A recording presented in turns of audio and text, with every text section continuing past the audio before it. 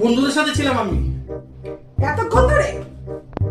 আজকে আমার জন্য নাকি তোমার জন্য আমার লেট হয়ে যাবে? আমার জন্য? হ্যাঁ, আমরা ওই হোটেলে বসে আজকে খাচ্ছিলাম বন্ধুরা মিলে, 8,000 টাকা বিল এসছে।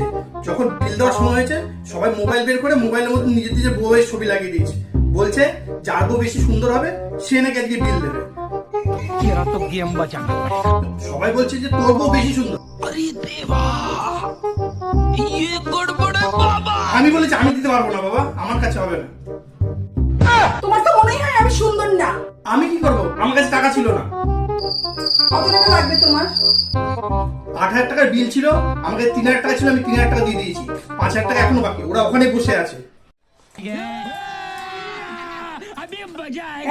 এখানে 5,000 আছে, ওরা বলেছে না তোমাকে দিতে।